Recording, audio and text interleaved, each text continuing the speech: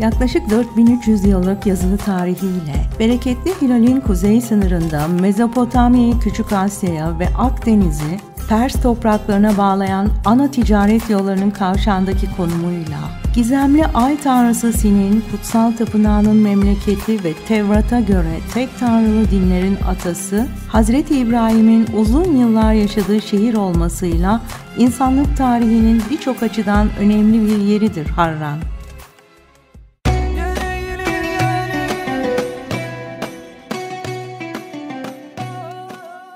İsminizi bağışlar mısınız? Cemal. Cemal Bey, bu kadar bilgi nereden? Ben yıllardır buranın bilgileri arkeolojistlerden alıyorum. Çok güzel ve ya. buranın severek hem rehberlik hem arkeolojide çalışıyorum. Buranın İngilizce üzerinde. Buranın yerel rehberiyim diyelim. Yerel rehber. Turizm evet. Aa, çok iyi. Aynen. Bir de ben arkeoloji ve sanat tarihi mezunuyum bu arada. Çok güzel. Ben sesimi çıkarmadım çünkü gayet iyisiniz. Teşekkür ederim. Hatta benim bilgilerime bilgi eklediniz.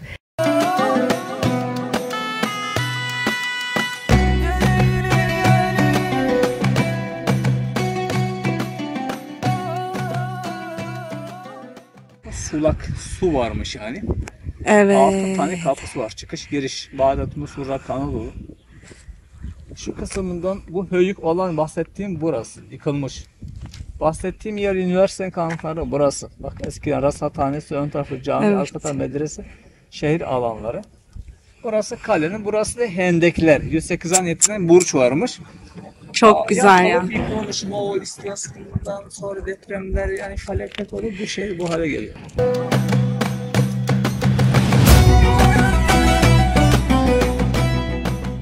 Yaklaşık 4300 yıllık yazılı tarihiyle bereketli Hilal'in kuzey sınırında Mezopotamya'yı Küçük Asya'ya ve Akdeniz'i Pers topraklarına bağlayan ana ticaret yollarının kavşağındaki konumuyla, gizemli ay tanrısı Sin'in kutsal tapınağının memleketi ve Tevrat'a göre tek tanrılı dinlerin atası, Hazreti İbrahim'in uzun yıllar yaşadığı şehir olmasıyla insanlık tarihinin birçok açıdan önemli bir yeridir Harran. Erken İslami dönemin öne çıkan bilim ve ilim merkezi, eski Yunan filozoflarının geleneklerini devam ettiren Harran felsefe ekolü, Yunanca ve Süryanice eserlerinin Arapçaya çevrildiği yer, bir dönem dünyanın en ünlü astronomi, tıp, matematik ve mantık merkezi Harran'ın meşhur akademisi, bilimsel üretim ve kültürler arası bilim transfer merkezi olarak Antik Çağ'dan İslam'ın altın çağına geçişte kilit rol oynamış Harran. Tamamen tarihin sahnesinden silinmeden Harran'ı başkent yapan son Asur kralı 2. Asur Ubalit, Sin tapınağını yeniden inşa ederek kendi düşüşünü hazırlayan son Babil kralı Nabonid, Harran'ı başkent olarak seçen son Emevi halifesi 2. Mervan, Harran'da Roma tarihinin en ezici yenilgisine uğrayan General Crassus ve Harran civarında katledilen Roma İmparatoru Caracalla gibi örneklerde görüldüğü üzere Harran zaman içinde birçok liderin felaketine de tanıklık etmiş. Son olarak büyük yenilgiyi Harran'ın kendisi görmüş.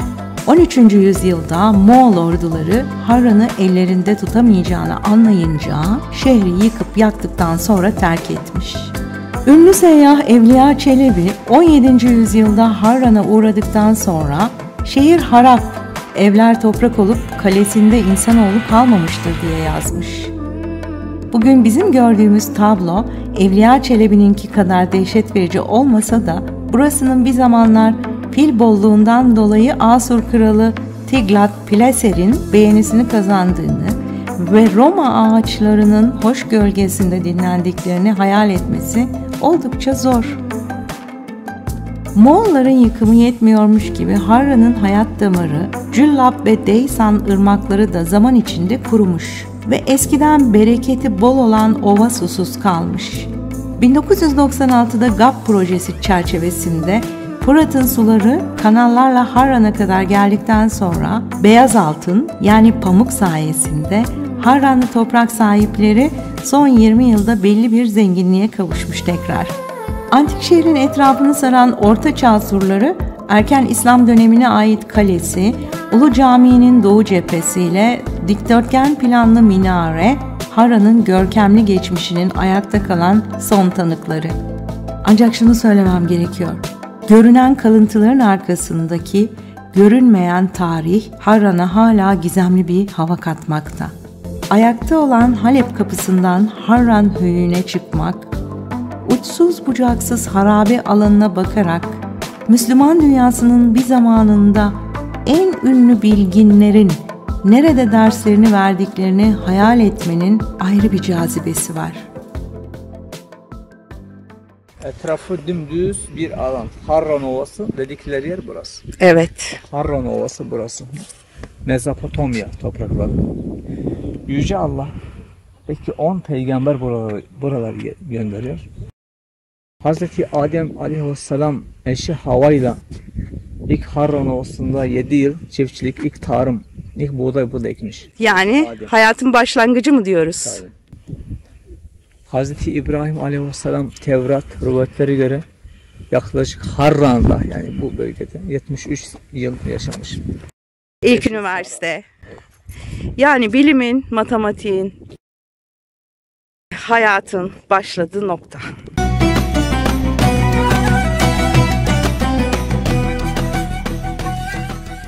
Harran, ünlü tıp ve matematik bilgini Sabit bin Kurra, dünyadan Ay'a olan uzaklığı ilk olarak doğru hesaplayan ünlü astronomi bilgini El-Battani, atomun ve cebir ilminin mucidi sayılan Cabir bin Hayya ve ünlü din bilgini Şeyhülislam İbn Teymiye gibi birçok bilim adamının yetiştiği ve ders verdiği okul. Özü itibarıyla Harran, medeniyetlerin doğduğu ve buluştuğu kent.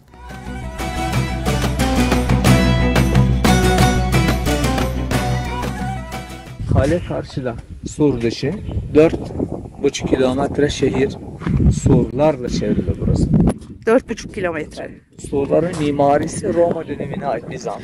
6-7 metre yüksekliği yıkılmadan şu üzerine kadar. Bak. Kapıların bir Halep kapısı aşağıda. Birazdan geçersin yani.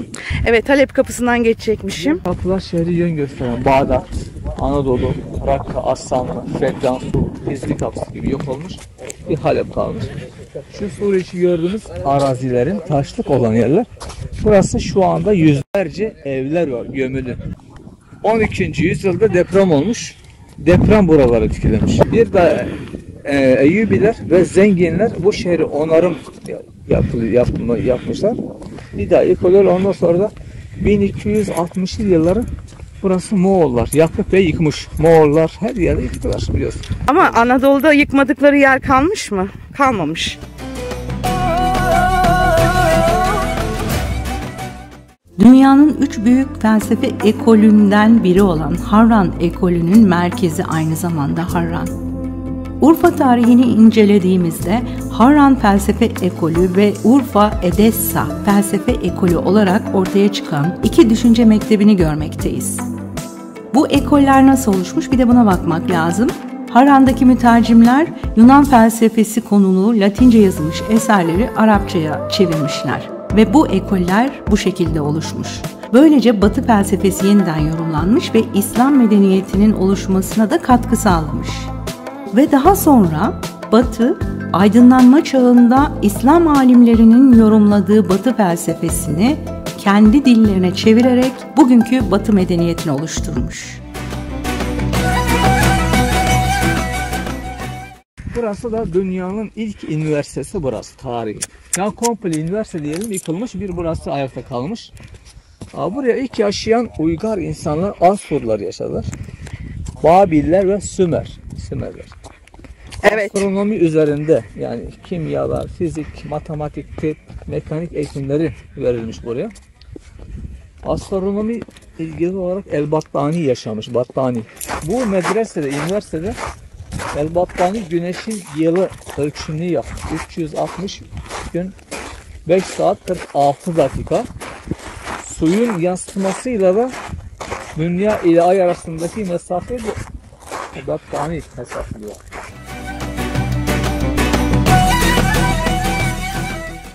Şu ayakta gördüğünüz kodaya Rasathane bakın. Rasathane şurası. Kodaya Rasat, gözlem. Şura. Minare. Evet. Milattan sonra İslam yani Emevi mimarisini görüyoruz, tuğlalar bindirme şeklinde. O tuğla külliye, minare olarak. Emeviler burası cami olarak inşa etmiş. Cami dönüştürülmüş. Ulu Cami, hani Ulu Evet. Şu kısım bak, şu alan Ulu Cami, mihrap aşağıda, mihrabı tam aşağıda, minber aşağıda. Anadolu'nun en büyük ve en zengin taş süslemeli camisi. Cuma, Cennet, Cami El Firdevs adını veriyor. Selahaddin Eyyubi'nin mimarisini görüyor. 11. yüzyılda şu keme kapı olarak inşa edilmiş. Selahaddin Eyyubi döneminde kapının bu tarafı cami. Bu cami kubbe gibi kapalı düşünün. Arka tarafı ise kapının okul ve medrese, kütüphaneler. Özlem Hanım, sol tarafa bakar mısınız? Şaduranı görüyor. Bak, bir levha var. Şurası, bir dakika gösterelim biz de. Tam olarak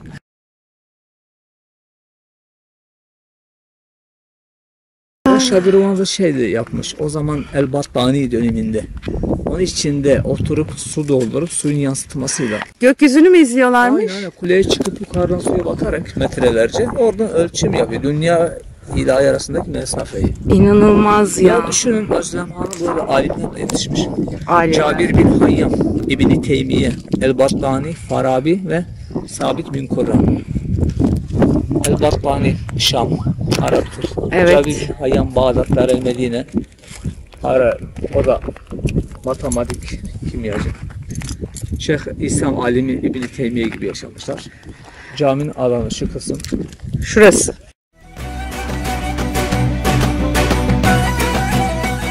Harran ile ilgili araştırmalarım sırasında beni en çok şaşırtan ve sevindiren şu bilgi oldu.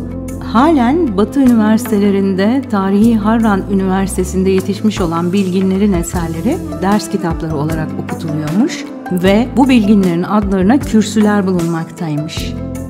Dünyanın ilk üniversitelerinden biri olan Harran Üniversitesi aynı zamanda daha sonra Emeviler döneminde camiye çevrilmiş. Milattan sonra 640 yıllarında Halife Hazreti Ömer zamanında İslam hakimiyetine geçmiş Harran. Harran, İslam devrinde, Emeviler döneminde, son Halife 2. Mervan zamanında da bir süre başkent olmuş. İslam devrinin önemli eserlerinden olan Ulu Cami veya Cennet Camii, Harran höyüğünün kuzeydoğu eteğinde yer almaktaymış. Caminin doğu cephesi, mihrabı, şadırvanı ve minaresinin büyük bir bölümü korunmuş. Türkiye'de İslam mimarisinde yapılmış en eski cami olan Harran Ulu Camii, milattan sonra 744-750 tarihleri arasında Emeviler devrinde Halife 2. Mervan tarafından yaptırılmış ve daha sonra çeşitli zamanlarda onarımlar görmüş. Şadırvan orada olduğuna göre. Tabii, mihrap da aşağıda oluyor. Burada şeyde bilginiz olsun. Örtü sistemi nasılmış?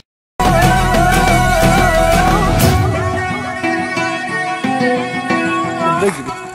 Tamam. Gördün mü? Şurası üniversitenin bölümü. Şadırvan Rasathanesi. Bu ön Evet, kemerin şimdi oldu. ön tarafı, ya bu taraf. Şimdi oldu. Tarafında Ne zaman açılacak ziyarete? önümüzdeki hafta.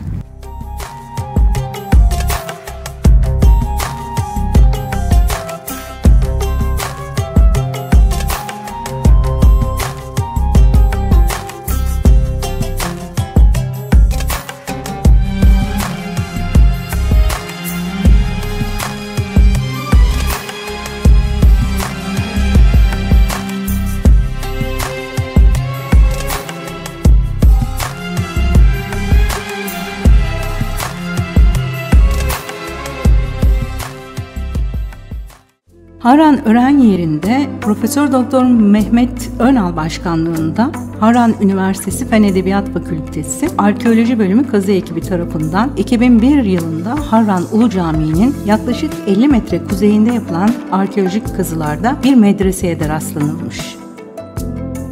Bana bölgeyi gezdiren yerel rehber Cemal Bey'in de göstermiş olduğu bir tapınak vardı, Sin Tapınağı. Bu konuyla ilgili Harran'dan döndükten sonra araştırma yaptım ve Harran'da Ay Tanrısı Sin Tapınağı rahipleri tarafından yıldız gezegen kültüründeki astronomi ve matematik bilgilerinin korunup geliştirildiği, Bu bilgilerin Helenistik dönemde Büyük İskender, Grekçe kitaplar ve hermetik düşünce ile kaynaştığı, milattan sonra 6. yüzyılda Harran'ın Simplicius yani Platonculuk felsefesiyle tanıştığı anlaşılmakta. Platon, Aristoteles, Hipokrat ve benzeri bilim insanlarının eserlerinin tercüme edilmesi, yıldız ve gezegenlerin incelenmesi, simyacılığın yaygınlaşması, çevirmen, gökbilimci, astronom, matematikçi, tıpçı, edebiyatçı, felsefeci, fıkıhçı, tasavvufçu, Harranlı bilim insanlarının yetişmesini sağlamış. Harran medreseleri özellikle milattan sonra 8 ve 9. yüzyıllarda antik dünyanın felsefi mirasını İslam dünyasına aktarmış. Harran medreselerinde eğitim görmek için diğer şehirlerden hoca ve öğrenciler gelmiş zamanında. Harran'da tıp okulu kurulup hastaneler inşa edilmiş. Tıbbi ilaçlar yapılıp çarşılarda satışa sunulmuş. İcat edilen küresel usturlap ve hassas teraziler diğer şehirlere de ihraç edilmiş. Damıtmanın kullanımıyla esansiyel sıvılar, yağlar elde edilip çarşıların miskçi dükkanlarında yerini almış. Harranlı bilim insanlarının görüşleri çeşitli İslam alimlerini ve akımlarını etkilemiş. Harran'daki hermetik düşüncede dönemin düşünürlerini etkilemiş o dönemde. Harranlı bilim insanları Harran, Rakka, Bağdat, Şam, Halep ve Endülüs medreselerinde hocalık yapmış. Harranlı bilim insanlarının çevirileri ve kendi yazdıkları kitaplar anılan medreselerde ders kitabı olarak okutulmuş.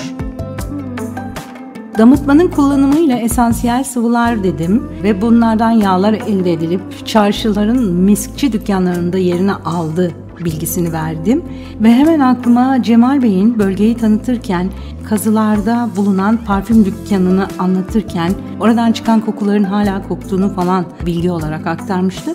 Roma dönemi olarak düşünmüştük ama döndükten sonraki araştırmalarımda Roma döneminden ziyade buranın da Harran Üniversitesi ile ve o bölgeyle alakalı olduğunu düşünüyorum artık.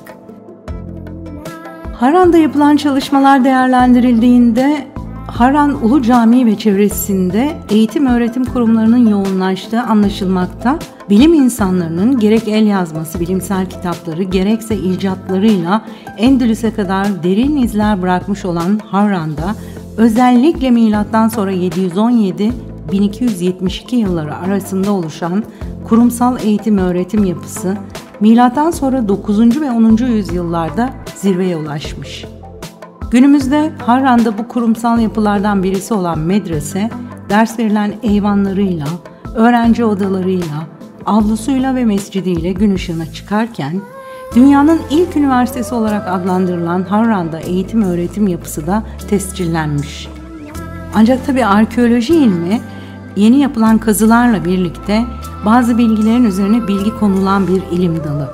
Bizim yaptığımız bu doğu gezisinde Nusaybin ziyaretimizde oradaki kiliseyi gezerken bize orayı tanıtan ve o bölgenin Süryani halkının papazı olduğunu söyleyen kişi dünyanın ilk üniversitesinin Harran'da değil de Nusaybin'de olduğunun tespit edildiğiyle ilgili bilgiler verdi. Ve ben de döndükten sonra bu konuyla alakalı bir araştırma yaptım. Nusaybin bölümünü hazırlarken bu bilgiyi size tekrar aktaracağım ama hazır Harran dünyanın ilk üniversitesi demişken Nusaybin'le ilgili bu bilgiyi de dipnot olarak düşmekte fayda var diye düşünüyorum.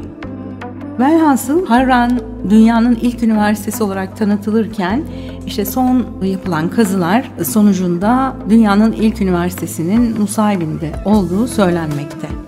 Bu bilgiyi de hazır Harran dünyanın ilk üniversitesi ibaresini kullanırken böyle bir parantez içinde vermiş olalım.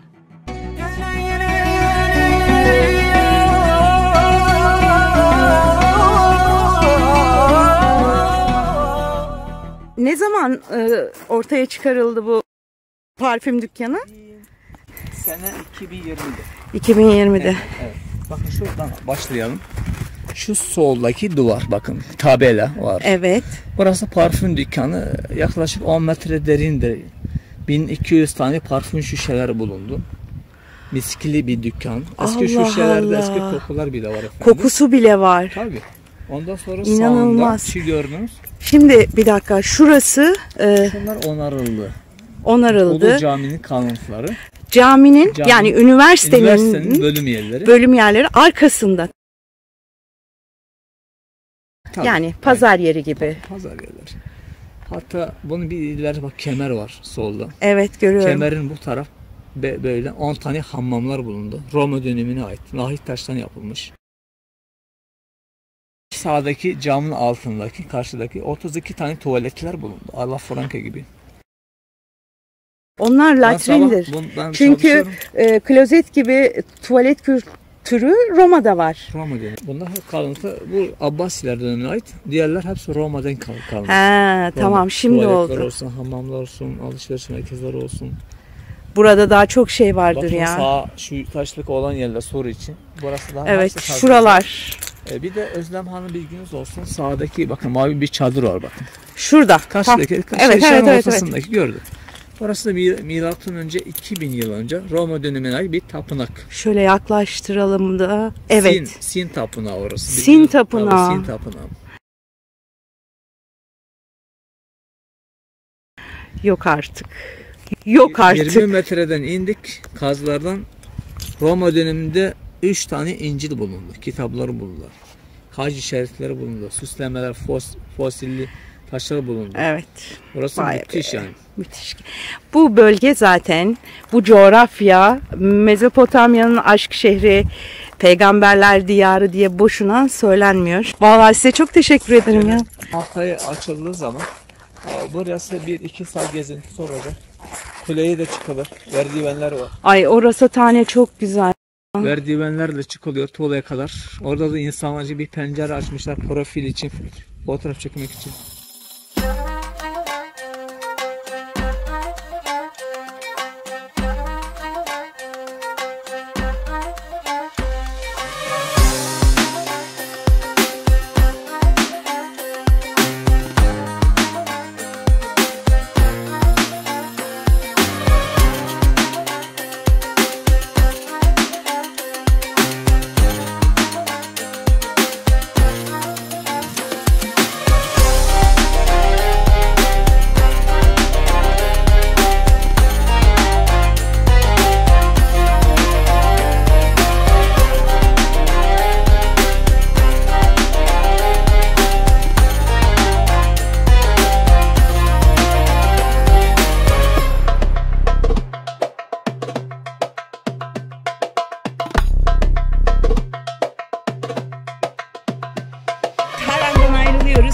Ne diyoruz? Ver elini Midyat diyoruz. Yanımda sevgili Arife. Yolculuk başlasın mı? Başlasın. O zaman Midyat'a doğru.